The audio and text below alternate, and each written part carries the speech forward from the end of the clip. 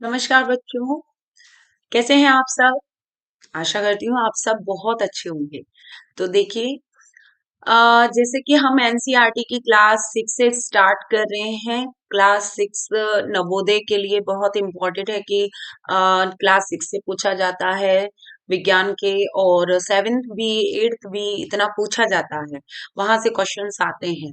हम 10th level तक का पूरा कवर करेंगे क्योंकि हम श्रेष्ठा योजना भी पढ़ाएंगे, और वो भी हमारा मिक्स चल रहा है। तो आपके लिए ये क्लासेस बड़ी फायदेमंद है। आप सभी क्लासेस को रेगुलर देखते रहिए, प्लेलिस्ट में डली हुई है। इसका फर्स्ट पार्ट मैं डाल चुकी हूँ क्योंकि जो बच्चों का पेपर है वो जनवरी में है, तब तक शायद हमारी क्लास 6 की कवर हो जाएंगी। तो क्लास 6 का पूरा सिलेबस तो बच्चों के लिए नवोदय पेपर में, जो बच्चे 6 में एडमिशन लेना चाहते हैं उन बच्चों को इतना आना चाहिए। तो हम वही की कोशिश कर रहे हैं। तो क्लास 6 के चैप्टर्स तो हो जाएंगे, तो आप उनको जरूर देखिए। और बाकी जो हम क्लासेस चलाएंगे विज्ञान की, वो अदर कंपटीशन लेवल के लिए हैं, और बड़े बड़े जो भी कॉम्पिटिशन्स होते हैं आप भी जानते हैं, उनके लिए कम से कम 6 to 12 तक का पूरा जो एनसीईआरटी पैटर्न होता है, सिलेबस होता है, वो आपको पता होना चाहिए, समझ में आना चाहिए। तो वही हम स्टार्टिंग कर रहे हैं। आज हमारा चैप्टर सेकंड है इसमें, विज्ञान में क्लास 6 के एनसीईआरटी बुक का, और भोजन के घटक इसमें पढ़ेंगे हम चैप्टर सेकंड में। इससे पहले के चैप्टर में, फर्स्ट चैप्टर में हम इससे पहले क्या पढ़ चुके हैं, भोजन हमें कहाँ से प्राप्त होता है। तो हमने देखा था जीव जंतुओं से प्राप्त होता है, पेड़ पौधों से प्राप्त होता है, वो हमने देखा था। अब भोजन के कौन कौन से घटक होते हैं, यानी भोजन के अंदर क्या क्या घटक पाए जाते हैं। जैसे वहां पे भी हमने कुछ संगठन देखे थे कि हमारी अगर सब्जी बन रही है बच्चों, तो वो सब्जी कैसे कैसे मसालों से, या क्या क्या कच्ची सब्जियां हम इस्तेमाल करते हैं, वो हमने देखा था। तो इस तरीके से उन कच्ची सब्जियों में भी, उन मसालों में भी क्या क्या घटक होते हैं, वो आज हम जानेंगे। पूरा अब हम पढ़ेंगे इस चैप्टर में, सेकंड चैप्टर में, भोजन के घटक में। बच्चों, आप सभी जानते हैं कि विज्ञान की जो ये क्लासेस चल रही हैं, इसका जो फर्स्ट हुआ है वो मैं प्लेलिस्ट में डालती हूँ। अगर आप है ना मेरे चैनल पे अभी नए हैं तो सब्सक्राइब कर दीजिए, तो आपको प्लेलिस्ट में मिल जाएगा, और बेल आइकन को दबा देंगे तो आपको नोटिफिकेशन भी आते मिलते रहेंगे आपको। पर लेकिन अगर अभी आपने मतलब फर्स्ट वाला इसका पार्ट नहीं देखा है, फर्स्ट चैप्टर का, तो मैं इसको डिस्क्रिप्शन में डाल दूंगी कि उसका फर्स्ट पार्ट का लिंक डाल दूंगी, आप वहां से भी उसको देख सकते हैं। और भी क्लासेस आपको विज्ञान की देखनी है तो आप मेरे चैनल के अंदर प्लेलिस्ट बन रही है अलग अलग टॉपिक्स की, वो भी आप देख सकते हैं। विज्ञान से संबंधित हिंदी की हम क्लासेस भी चला रहे हैं, हिंदी व्याकरण पढ़ा रहे हैं, तो उसके भी हमने कई चैप्टर्स उसमें डाल दिए हैं। टॉपिक्स अभी हमारे 3 और 4 टॉपिक्स कंप्लीट हो चुके हैं, अब हम धीरे धीरे उस टॉपिक्स पे आगे बढ़ रहे हैं। तो वो भी आप उनको भी अगर नहीं देखा है तो आप उन्हें भी देख सकते हैं। तो चलिए ये चैप्टर स्टार्ट करते हैं, पार्ट 2, भोजन के घटक। देखिए बच्चों, जैसे आप ये यहाँ पे देख रहे हैं कि अध्याय, इसमें भी ये देखिए यही बताया जा रहा है कि अध्याय फर्स्ट में, यानी अध्याय 1 में हमने उन खाद्य पदार्थों की सूची बनाई थी जिन्हें हम खाते हैं। भारत के विभिन्न भागों में खाए जाने वाले विभिन्न विभिन्न व्यंजनों के बारे में भी हमने बताया था। मतलब पहले पार्ट में ये हम पढ़ चुके हैं। जैसे कि जो दक्षिण का है तो वो किस तरीके से इडली सांभर, और इस तरीके से गुजराती खाना, तो ये थोड़ा बहुत हमने क्या है इस पे चर्चा की थी, और इन्हें मानचित्र में अंकित किया था। अब आप इसमें एक लास्ट में जो मतलब क्वेश्चन होते हैं, अभ्यास करने होते हैं, उसमें ये मानचित्र पे आया था। तो आप है ना वो अभ्यास में लास्ट में डालूंगी, अभ्यास सॉल्यूशन, मतलब ये सॉल्यूशन डालेंगे हम 1 से लेके 2 तक के जो एनसीईआरटी चैप्टर्स के हैं। अभी हम पार्ट 1 के बाद 1 कंप्लीट कर रहे हैं। आप भी जानते हैं कि सॉल्यूशन उन्हीं पार्ट के अंदर मिलते हैं। तो पहले हम पार्ट, और पहले पार्ट है पढ़ लेते हैं एक के बाद एक, और जो जो खास खास बातें हैं हम उनको नोट कर लेते हैं, हम एक अलग से सीख लेते हैं, इसमें समझ लेते हैं, फिर हम उनको क्या करेंगे, सॉल्व करेंगे। तो देखिए यहाँ पे एक प्रकार के भोजन में चपाती, चपाती है, देखिए यहाँ पे चित्र में भी आपको दिख रहा है, ये चपाती है। दाल, दाल है, और बैंगन की सब्जी, बैंगन का भरता, यहाँ पे बैंगन का भरता है तो हो सकता है। तो दूसरे में चावल हो सकता है, सांभर और तथा भिंडी हो सकती है। इसके अतिरिक्त अन्य भोजन में अप्पम, मछली तथा सब्जियां हो सकती है। यानी कि हर हर क्षेत्र का अलग अलग खाना होता है। हर क्षेत्र में जो वहाँ के लोग होते हैं वो अलग अलग क्षेत्र का अलग अलग तरह का खाना खाते हैं। तो उसी के बारे में बताया गया है। इसमें देखिए क्रियाकलाप दे रखा है। आमतौर पे हमारे आहार में अन्न से बना कम से कम एक व्यंजन होता है। यानी अन्न हम जानते हैं अनाज, या तो रोटी होगी या चावल होगा, तो ये हमारे अनाज हैं। और इनसे एक ना एक व्यंजन बना होता है। दूसरे खाद्य पदार्थों में दाल या मांस, दूसरे खाद्य पदार्थों में दाल या मांस का कोई व्यंजन तथा सब्जी हो सकती है। तो हम एक तो हम या तो वो लेते हैं चावल, या फिर हम है ना चपाती यानी गेहूं की जो होती है, ये मक्का बाजरा इनकी भी, ये भी अनाज है, तो इनकी भी हो सकती है। तो ये हम एक तो अनाज वाला लेते हैं, और दूसरी तरफ हम क्या लेते हैं, सब्जी या दाल। इस तरीके से हम एक दूसरा व्यंजन लेते हैं। तो इसमें दही मठा अचार अगर शामिल करना हो, जरूरी नहीं होता कि ये हर कोई शामिल करे। अगर कोई करना चाहता है तो ये भी शामिल किया जा सकता है। तो यहाँ पे हो सकते हैं ना ये भी शामिल। तो इस तरह के आहार के कुछ उदाहरण सारणी 2.1 में दिए गए हैं। ये देखिए ये सारणी है 2.1, विभिन्न क्षेत्रों और राज्यों के कुछ सामान्य भोजन दिए गए हैं। देखिए आप यहाँ पे देखिए, जैसे कि क्षेत्र राज्य, आप ये सारणी बना सकते हैं घर पे, इंटरेस्टिंग लगेगा आपको, कर सकते हैं ये। जैसे पंजाब है, पंजाब में जो व्यंजन है, अन्न जो खाया जाता है वो मक्के की रोटी, मक्के दी रोटी सरसों दा साग, है ना। तो वो बोलते हैं ना एकदम पंजाबी भाषा में, तो वो यही है पंजाबी व्यंजन, तो मक्के की रोटी। और दाल या मांस का कोई व्यंजन है। अब मांसाहारी व्यंजन तो नहीं, पंजाब में ज्यादातर ना राजमा वहाँ का वो है, तो राजमा बनता है, सरसों का साग बनता है सब्जियों में। और अन्य व्यंजन दही ली जा सकती है, लस्सी, लस्सी पीते हैं वहां के लोग, तो वो दही घी, ये घी का बहुत वो लेते हैं।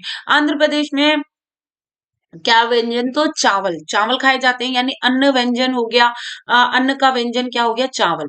और उधर दाल में लेते हैं अरहर की दाल, और ये रसम, चारू। और यहाँ पे सब्जी जो होती है कंदूर की सब्जी होती है, सॉरी, कंदूर की, है ना, कुंदूर की सब्जी होती है। मठा ली जाती है, मठा वही छाछ होती है, घी और अचार, तो ये लिए जाते हैं। ये आंध्र प्रदेश का व्यंजन है। और इसी तरीके से हर जगह का अलग अलग व्यंजन होता है। अगर जैसे बात की जाए बच्चों उत्तर प्रदेश की, यूपी की, तो वहां पे भी हम बात करें उदाहरण के लिए, तो वहाँ पूड़ी सब्जी ज्यादा फेमस होती है। तो पूड़ी आप भी जानते हैं, वही गेहूं के आटे की बनी होती है वो पूड़ियाँ। दाल ले ली जाती है, कोई सब्जी होती है, आलू की सब्जी हो गई, या फिर मटर आलू, या कोई पनीर की सब्जी या कुछ भी, तो वो सब्जियां हो गई। और उसके बाद अन्य व्यंजन में क्या लिया जा सकता है, घी लिया जा सकता है, चाल लिया जा सकता है, मठा। अगर हम बात करें राजस्थान की, तो राजस्थान में भी आपको पता है दाल बाटी चूरमा प्रसिद्ध है। तो दाल बाटी चूरमा, अब एक बात बताइए, चूरमा जिसका बनता है और बाटी जिसकी बनती है, वो अन्न की बनती है, गेहूं के आटे की बनती है। उसमें कुछ और भी अन्न डाला जा सकता है, जैसे कि जैसे कुछ मिक्स करना हो तो वो डाल सकते हैं उसमें। पर लेकिन आटे को लिया जाता है, गेहूं के आटे का प्रयोग किया जाता है। और फिर दाल बनती है, तो दाल ली जाती है वहां पे, दाल बाटी के साथ खाने के लिए उड़द की दाल का ज्यादा प्रयोग करते हैं। तो वो दाल बाटी चूरमा अलग अलग उसमें है। और वहां पे उसके साथ चटनी, चटनी लेते हैं, चटनी कोई कंपलसरी नहीं। तो अन्न व्यंजन के साथ, जैसे कि यहाँ पे दही, वहां दही भी ले लेते हैं, उनके साथ दही हो गया। और घी, घी लिया जाता है बाटी में, घी भर भर के इस तरीके से। तो आप सभी समझ रहे हैं, खाने की बात की जाए तो इस तरीके से हो ही जाता है। भाई सभी के मुंह में पानी आ रहा होगा। तो बच्चों ये सब चीजें अलग अलग जो राज्य हैं, क्षेत्र हैं, वहां पर ये जो व्यंजन बनाए जाते हैं अलग अलग होते हैं, और उनमें क्या क्या प्रयोग किया जाता है, दाल हो गया, अन्य व्यंजन भी हम प्रयोग में लेते हैं। अब देखिए यहाँ पे क्या कहा गया है, कि अध्याय 1 में प्रस्तावित क्रियाकलाप 2 में आपके द्वारा सारणी में दर्शाए गए व्यंजन छाटिए और इस सूची में कुछ अन्य व्यंजन जोड़िए और इसे सारणी 2.1, यही 2.1 है, में दर्शाई गई विधि से पूरा कीजिए। तो वही जो मैंने अभी बताया आपको, उसी तरीके से इसको पूरा करना है। कभी कभी हम अपने भोजन में वस्तुतः इन सभी व्यंजनों को नहीं ले पाते। हाँ, जरूरी नहीं होता है कि हम इनको रोजाना की अपने उसमें खाएं। राजस्थान में हर कोई व्यक्ति दाल बाटी चूरमा नहीं खाता है हर दिन। तो यदि हम यात्रा में हो तब हम वही खा लेते हैं जो रास्ते में उपलब्ध हो। हम अगर यात्रा कर रहे हैं, कहीं घूमने गए हैं, तो बच्चों ऐसा भी होता है कि अगर हमारे पास कुछ सामान नहीं है तो जो भी मिलता है हम वो ही खा लेते हैं। हमें से कुछ लोग, जो लोगों के लिए ये संभव नहीं हो पाता है कि इस तरह की विविध व्यंजन हर समय खा सके। मतलब हर किसी के घर में ऐसा नहीं होता है, कुछ कुछ के घर में होता है कि दाल मठा, मतलब दाल और सब्जी, दो दो सब्जियां बने और मठा भी मतलब मिलती रहे हर किसी के घर में। और ऐसा संभव नहीं है। हर हर किसी के खाने का खान वो अलग अलग होता है। किसी के घर में मान लो एक ही सब्जी बनती है, वो सुबह से शाम ही चलती हो, है ना। तो सभी का अलग अलग होता है, तो हर समय वो खा सके इस तरीके का भी नहीं है। आहार में विभिन्न खाद्य पदार्थों आहार में विभिन्न खाद्य पदार्थों के इस तरह के वितरण को कोई ना कोई आधार होना चाहिए। यानी हम कोई ना कोई आधार का मतलब यही है कि हम रोटी सब्जी चावल ये खा रहे हैं, तो उसका कोई ना कोई आधार है। तो हम यहाँ पे आधार तो समझ ही गए हैं कि हम अन्न तो ले ही रहे हैं, अन्न तो हमारा आ ही रहा है। क्या हमारे शरीर को विशेष प्रयोजन के लिए विभिन्न प्रकार के भोजन की आवश्यकता होती है? मतलब हमारे शरीर को कार्य करने के लिए हर समय नए नए अलग अलग तरीके के, हम एक ही तरीके का भोजन खाएंगे तो वो भी हमारे शरीर को उसकी जरूरत नहीं है। समझ रहे हैं? तो वो भी हमें क्या करता है, कहीं ना कहीं जैसे मान लीजिए हम ज्यादा ही तली हुई चीजें खाने लगे तो वो भी कहीं ना कहीं नुकसान करता है। तो वही यहाँ पे बातें की गई हैं कि एक ही प्रकार का भोजन हर समय करें हम, तो वो भी क्या है, ये भी कोई विशेष मतलब विभिन्न प्रकार के भोजन की आवश्यकता है। मतलब कहा गया है यहाँ पे कि क्या हमें भी क्या भोजन विभिन्न प्रकार का करना चाहिए, यही हमारे शरीर के लिए आवश्यक है। तो देखिए हम आगे देखते हैं, जैसे बच्चों विभिन्न प्रकार के खाद्य पदार्थों में क्या होता है। तो हम विभिन्न प्रकार के खाद्य पदार्थ देखेंगे। हम जानते हैं कि प्रत्येक व्यंजन एक या एक से अधिक प्रकार की कच्ची सामग्री से बना होता है, जो हमें पादपों कच्ची सामग्री से बना होता है, जो हमें पादपों या जंतुओं से मिलते हैं। या तो हमें पादपों से, पेड़ पौधों से मिलेगा, या हमें किससे मिलेगा बच्चों, जंतुओं से मिलेगा। और इस कच्ची सामग्री के संगठन क्या हैं, मतलब इनमें क्या क्या संगठन पाए जाते हैं। तो इस कच्ची सामग्री में हमारे शरीर के लिए कुछ आवश्यक घटक होते हैं, कुछ महत्वपूर्ण घटक पाए जाते हैं इन कच्ची सामग्रियों में। और इन घटकों को ही हम पोषक कहते हैं। जो घटक पाए जाते हैं, या हम यूं भी बोल सकते हैं जो तत्व पाए जाते हैं, इसी इन्हीं को हम क्या बोलते हैं, पोषक तत्व भी कहते हैं। तो उन घटकों को जो हमारे शरीर को क्या दे रहे हैं, पोषण दे रहे हैं, वो हमारी इन कच्ची सामग्री में पाए जाते हैं। तो वो हमें क्या दे रहे हैं, पोषण दे रहे हैं। तो वो हमारे पोषक कहलाते हैं। हमारे भोजन में मुख्य घटक पोषक होते हैं, तो हमें यही ध्यान रखना है बच्चों। कौन कौन से पोषक होते हैं, कार्बोहाइड्रेट, कार्बोहाइड्रेट होता है, प्रोटीन होता है, वसा होते हैं, विटामिन होते हैं, तथा खनिज लवण, ये मुख्य घटक हैं। और इसके अतिरिक्त हमारे भोजन में रुक्षांश तथा जल भी शामिल है। तो रुक्षांश का मीन्स जो होता है वो यही है कि हमारे भोजन में हम कुछ ऐसे पदार्थ भी हम लेते हैं जो हमारे शरीर में फाइबर्स तंतु का काम करते हैं, तो उनका भी, और जल का प्रयोग होता है। आप जानते हैं कि हमारी कोशिकाओं को सबसे ज्यादा जल की आवश्यकता होती है। तो जिनकी हमारे शरीर को आवश्यकता होती है, तो इन सभी चीजों की हमारे शरीर को क्या होती है, आवश्यकता होती है। क्या सभी खाद्य पदार्थों में ये सभी पोषक उपलब्ध होते हैं? क्या सभी खाद्य पदार्थों में सारे पोषक तत्व, यानी कि ये जो पोषक तत्व है हमारे कार्बोहाइड्रेट, प्रोटीन, वसा, विटामिन, खनिज लवण और ये जल और ये सारी चीजें हमें मिल जाती हैं क्या एक साथ एक ही पोषक तत्व में? तो यही हमें पढ़ना है। तो कुछ साधारण विधियों से हम ये जान सकते हैं कि कच्ची सामग्री या पके हुए भोजन में कौन सा एक या अधिक पोषक उपस्थित है। यानी हम ये जान सकते हैं कि हमारी जो कच्ची सामग्री है उसमें कौन कौन से पोषक तत्व उपस्थित है, एक है या दो है या तीन है। तो कार्बोहाइड्रेट, प्रोटीन और वसा के परीक्षण अन्य पोषक परीक्षणों की अपेक्षा सरल है। हम कार्बोहाइड्रेट, प्रोटीन, वसा इनका परीक्षण कर सकते हैं, पर लेकिन थोड़ा विटामिन का परीक्षण करना और कुछ खनिज तत्वों का परीक्षण करना, ये यहाँ पे जो भोजन में जो ये खनिज लवण है तो वो खनिज तत्वों की ही बात की गई है। जैसे कि नमक ले रहे हैं तो नमक में Na यानी कि सोडियम है और क्लोरीन यानी कि क्लोरीन और सोडियम ये दोनों तत्व हैं। तो इस तरीके के खनिज लवण हम लेते हैं। तो यहाँ पे कार्बोहाइड्रेट और प्रोटीन और वसा का तो परीक्षण किया जा सकता है, पर लेकिन इनका परीक्षण थोड़ा सा क्या हो जाता है, वो थोड़ा सा कठिन होता है। तो देखिए यहाँ पे आइए हम इन परीक्षणों को करके प्रेक्षणों को सारणी 2.2, यहाँ पे 2.2 दे रखी है सारणी में लिखेंगे। अभी हम आएंगे, जैसे इसमें दे रखा है यहाँ पे आपको स्क्रीन पे दिख रहा होगा, क्रियाकलाप 2 में मंड का परीक्षण किया जा रहा है। यानी मंड होता है, कार्बोहाइड्रेट मिलेगा। अब मंड क्या है, पेड़ पौधों का जो भोजन होता है, पेड़ पौधों का भोजन क्या होता है, मंड होता है। उसको हम अंग्रेजी में स्टार्च कहते हैं। क्या कहते हैं बच्चों, स्टार्च। तो यहाँ पे उसी स्टार्च का क्या हो रहा है, परीक्षण। और आप भी जानते हैं, हमने थोड़ा सा प्रकाश संश्लेषण में अगर पुरानी आप वीडियोस को देखें और जाने तो जो पेड़ पौधे भोजन बनाते हैं प्रकाश संश्लेषण की क्रिया में, तो वो C6H12O6 यानी ग्लूकोज की एक इकाई बनती है और ऐसे ही ग्लूकोज की कई इकाइयां जुड़ के मंड का निर्माण होता है, स्टार्च का निर्माण होता है। तो ये देखिए, इन परीक्षणों को करने के लिए आपको आयोडीन, कॉपर सल्फेट तथा कास्टिक सोडा विलयनों की आवश्यकता होगी। बच्चों ये ध्यान रखना है, आयोडीन, अभी हमें कौन कौन से परीक्षण, ये क्वेश्चन आ जाता है कि मंड के परीक्षण में किसका प्रयोग किया गया या वसा के परीक्षण में, इसलिए तो ये थोड़ा हम यहाँ पे इसको अच्छे से याद कर लेंगे।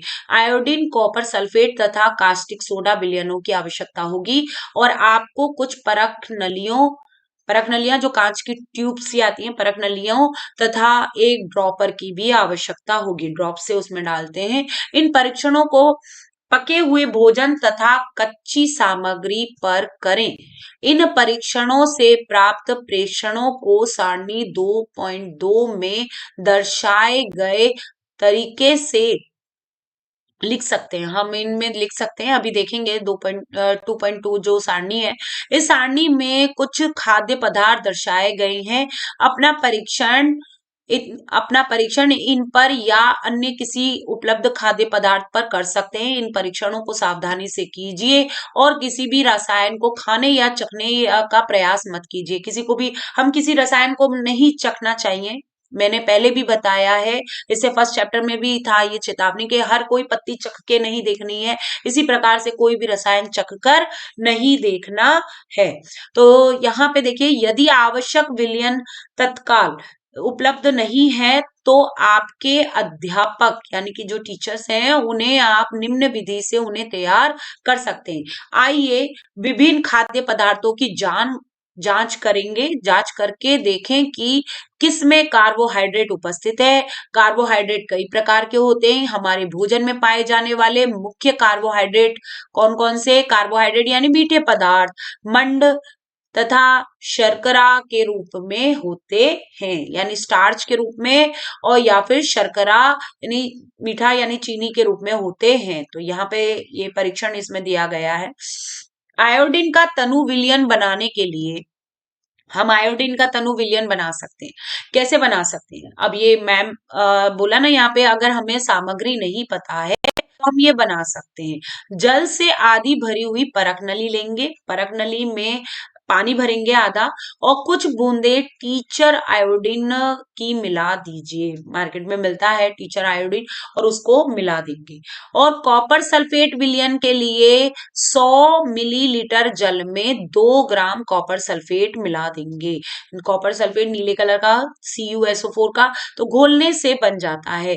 तो 100 ml जो पानी है उसमें 2 ग्राम कॉपर सल्फेट मिलना घुला होना चाहिए। ये हम प्रयोगशाला में कर सकते हैं। वहां पे नापने की एक चम्मच भी होती है, बहुत छोटी सी, वो भी होती है, तुला भी होती है कि कितना नापा कितना गया। 100 मिलीलीटर जल में 10 ग्राम कास्टिक सोडा घोलने से हमें अभिष्ट कास्टिक सोडा विलयन मिल जाता है। तो ये बनाने का तरीका है। और ये विलयन बना लिया हमने, आयोडीन का विलयन बना लिया, कॉपर सल्फेट का विलयन बना लिया, तो ये मिला बना लिए हैं, और कास्टिक सोडा का भी। तो ये हम इनमें अब हम प्रयोग करेंगे खाद्य जो पदार्थ के जो मंड है, मंड यानी वही स्टार्च वाला, तो हम इसका आसानी से परीक्षण कर सकते हैं। तो सबसे पहला जो बच्चों परीक्षण है, क्रियाकलाप 2, मंड के लिए परीक्षण। मंड का परीक्षण, मंड के लिए परीक्षण यानी कार्बोहाइड्रेट के लिए हम परीक्षण कर रहे हैं। परीक्षण के लिए खाद्य पदार्थ या कच्ची सामग्री की अल्प मात्रा लीजिए, इसमें तनु आयोडीन विलयन की 2 या 3 बूंदे डालेंगे, और खाद्य पदार्थ के रंग में होने वाले जो परिवर्तन को देखेंगे। क्या यह नीला या काला हो गया है? यह नीला या काला रंग मंड की उपस्थिति को दर्शाता है। देखिए आप यहाँ पे देख रहे होंगे चित्र में, ये 2 स्टूडेंट हैं, और ये आलू ले लिया है। आलू में सबसे ज्यादा स्टार्च होता है, तो आलू ले लिया है, और आलू पर क्या किया जा रहा है, 2 या 3 बूंदे किसकी, आयोडीन सॉल्यूशन की क्या डाली जा रही है, विलयन की जो बूंदे हैं वो डाली जा रही हैं। तो यहाँ पे परिवर्तन क्या होता है, इस परीक्षण को किसी अन्य खाद्य पदार्थ यानी काला या नीला होना चाहिए रंग का, और इस परीक्षण को किसी अन्य खाद्य पदार्थ के साथ दोहराएं और जांच कीजिए कि इसमें मंड है। अपने प्रेक्षण सारणी 2.2 में लिखिए। देखिए ये आ गई प्रेक्षण सारणी 2.2, इसमें लिख सकते हैं ना, मंड की उपस्थिति है कि नहीं, कच्चे आलू में है कि नहीं, और जैसे दूध में है कि नहीं है कार्बोहाइड्रेट। तो ये हम परीक्षण, प्रोटीन के परीक्षण के लिए तो आपको ये पता चल गया यहाँ पे कि आयोडीन का विलयन लिया जाता है मंड के यानी कार्बोहाइड्रेट के परीक्षण में। अब हम आगे देखेंगे प्रोटीन का परीक्षण। तो देखो बच्चों, प्रोटीन के परीक्षण के लिए किसी खाद्य पदार्थ की थोड़ी मात्रा लीजिए। जिस खाद्य पदार्थ का परीक्षण करना है, यदि वह ठोस है तो पहले उसका पेस्ट अथवा चूर्ण बनाने की आवश्यकता होती है। खाद्य पदार्थ की थोड़ी मात्रा को पीस कर या मसल कर उसके चूर्ण को एक साफ परख नली में डाल दें, और 10 बूंद जल डालकर उसे अच्छी तरह हिलाएं। और अब ड्रॉपर की सहायता से जब हम उसको अच्छे से हिलाएंगे, देखिए यहाँ पे ये बच्चा कर रहा है, तो इस तरीके से, तो अब ड्रॉपर यानी वो जो बूंद बूंद करके हम ड्रॉपर से डालेंगे। देखिए इसके हाथ में भी, देखिए आप यहाँ पे इसके हाथ में भी ड्रॉपर है, तो इस तरीके से। तो अब ड्रॉपर की सहायता से परख नली में 2 बूंद कॉपर सल्फेट का विलयन तथा 10 बूंद कास्टिक सोडा डालेंगे। तो आपको यहाँ पे ध्यान रखना है, कॉपर सल्फेट का प्रयोग हम किसके प्रयोग वो परीक्षण में कर रहे हैं।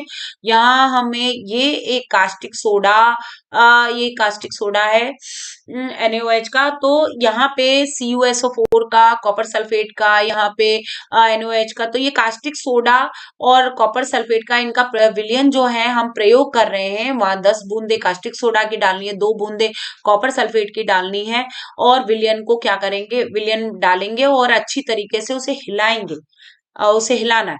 कुछ मिनट के लिए परख नली को रख दीजिए, और हम परख नली को क्या करेंगे, कुछ मिनट के लिए रख देंगे।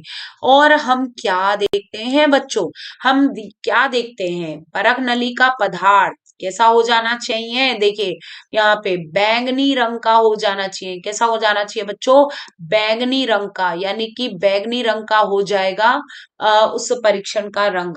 तो का हो गया बैगनी रंग खाद्य पदार्थ में प्रोटीन की उपस्थिति को बताता है। किसके बताता है? प्रोटीन की उपस्थिति। तो बताइए ये आपको समझ में आ गया होगा। अब आप इस परीक्षण को किसी दूसरे खाद्य पदार्थ के साथ दोहराइए। तो ये परीक्षण किया गया, जैसे इसमें आप देख रहे हैं यहाँ पे ये किया गया है, यहाँ पे तो ये कॉपर सल्फेट और ये कास्टिक सोडा है और इसमें प्रयोग किया जा रहा है कि है ना प्रोटीन है कि नहीं है, और इसमें प्रोटीन परीक्षण को दिया जा रहा है। और यहाँ पे इनके लिए कास्टिक सोडा मतलब 2 बूंद तो कॉपर सल्फेट की और 10 बूंद कास्टिक सोडा की मिला के बैगनी रंग मिलना चाहिए, तब प्रोटीन का परीक्षण होगा। तो ये आपको समझ में आ गया होगा कार्बोहाइड्रेट का भी, कि कार्बोहाइड्रेट में आयोडीन विलयन था, इसमें 2 हैं, कॉपर सल्फेट और कास्टिक सोडा। अब यहाँ पे आते हैं वसा के परीक्षण। देखिए आप यहाँ पे भी अगर प्रोटीन मिल रहा है, जैसे दूध है, दूध में आप ये करेंगे तो आपको मिल जाएगा, बिल्कुल बैगनी जैसा रंग हो जाएगा और आपको पता चल जाएगा कि दूध में प्रोटीन है। ठीक है, प्रोटीन है, ये दिख जाएगा आपको। जैसे आप इसमें चलते हैं वसा के परीक्षण में। वसा का परीक्षण किसमें तो होता है, तो देखिए यहाँ पे खाद्य पदार्थ की अल्प मात्रा लीजिए और इसे एक कागज के टुकड़े में लपेट कर कूटिए। मतलब कोई खाद्य पदार्थ लेंगे और उसे कूटेंगे, ठीक है, कागज में लपेट के। ध्यान रखे, ध्यान रखना है भाई, ध्यान कैसा रखना है कि कागज फट ना जाए, कागज को नहीं फटने देना है, हमें ऐसे कूटना है कि बच्चों कागज नहीं फटना चाहिए। अब कागज को सीधा कीजिए और ध्यान पूर्वक देखिए क्या इस पर तेल के धब्बे लग गए हैं। वसा का तो यही परीक्षण है कि तेल घी ये वसा के ही होते हैं, तो उनमें चिकनाई होनी चाहिए वसा के लिए। तो और ध्यान पूर्वक देखिए क्या इस पर तेल के धब्बे हैं। कागज को किसी प्रकाश के सामने लाएं। अब हम इस कागज को ले जाके प्रकाश के सामने करें तो क्या आपको इस धब्बे से होकर आने वाला धुंधला प्रकाश दिखाई देता है? जैसे अगर कागज को ले जाएंगे और फिर देखेंगे मतलब प्रकाश की तरफ देखेंगे, सूरज की तरफ या उनकी तरफ देखेंगे, तो बच्चों हमें वो इतना साफ दिखाई नहीं देता, हमें प्रकाश इतना साफ नहीं दिखाई देता। पर अगर हम तेल लगा देंगे तो हमें वो दिखाई आंशिक रूप से दिखाई देने लगता है। तो आपने मैंने इससे पहले की जो क्लासेस हैं बच्चों, उसमें पारदर्शी, अपारदर्शी और पारभाषी के बारे में क्या है पढ़ाया था। तो पारभाषी के रूप में कुछ कुछ दिखाई देता है तेल लगे हुए कागज से। अब यहाँ पे देखिए कागज पर तेल का धब्बा खाद्य पदार्थ में वसा की उपस्थिति को दर्शाता है। जो भी वो धब्बा है वो वसा की उपस्थिति को दर्शा रहा है। और खाद्य पदार्थ में कभी कभी जल की भी कुछ मात्रा हो सकती है। इस दशा में इन पदार्थों को कागज पर धीरे धीरे रगड़िए और कुछ समय के लिए कागज को सूखा दीजिए। कागज को सूखा दीजिए, उसमें जल की मात्रा हो सकती है, तो जब जल पूरा उड़ जाएगा तो केवल तेल तेल रह जाएगा। तो सुखा दीजिए ताकि यदि खाद्य पदार्थ से कुछ जल आया हो तो वह सूख जाए, और इसके बाद यदि कागज पर तेल का कोई धब्बा ना रहे तो यह पता चलता है कि खाद्य पदार्थ में वसा उपस्थित नहीं है। अगर तेल का धब्बा रह गया है तो वो क्या है, वसा युक्त है। और अगर चिकनाई या तेल का धब्बा नहीं रहा है, थोड़ी देर बाद वो भी धूप में उड़ जाता है, तो बच्चों वो क्या है, वो वसा नहीं है। तो अभी हमने यहाँ पे यही चीजों को देखा बच्चों कि ये परीक्षण क्या दर्शाते हैं। अब ये हमने जो टेस्ट किया ये परीक्षण क्या दर्शाते हैं, क्या वसा, प्रोटीन तथा मंड उन सभी खाद्य पदार्थों, देखिए वो क्या वसा, प्रोटीन तथा मंड उन सभी खाद्य पदार्थों में उपस्थित है जिनका आपने परीक्षण किया। तो हमने वसा जो प्रोटीन और मंड है उन सभी वो सभी मतलब तीनों है ना एक मतलब पदार्थों में मिलते हैं क्या, उपस्थित हैं क्या, हमने जिनका परीक्षण किया। क्या एक खाद्य पदार्थ में एक से अधिक पोषक तत्व नहीं हो सकते? सोचिए अपने दिमाग में कि क्या जो भोजन है जो हम खा रहे हैं उसमें एक ही पोषक तत्व होगा, क्या एक से ज्यादा नहीं हो सकते? हो सकते हैं, बिल्कुल हो सकते हैं, ये ध्यान देने योग्य एक से ज्यादा भी हो सकते हैं, तो अधिक पोषक तत्व उपस्थित होते हैं। तो पदार्थ में एक से अधिक पोषक तत्व उपस्थित होते हैं, ये आपको समझ में आ गया।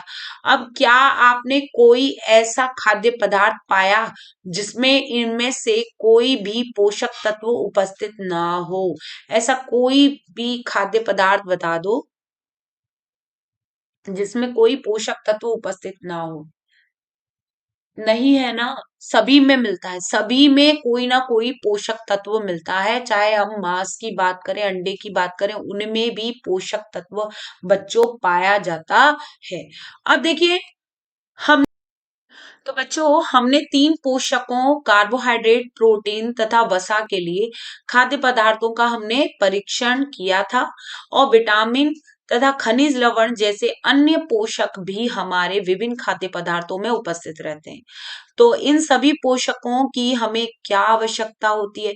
तो हमने तीनों का परीक्षण पढ़ लिया है, जिसमें हमने कार्बोहाइड्रेट का परीक्षण देखा बच्चों, जैसे इसमें कार्बोहाइड्रेट का परीक्षण देखा जिसमें कि आयोडीन विलयन की बूंदे मिलाते हैं, तो आयोडीन मिलाते हैं उसमें।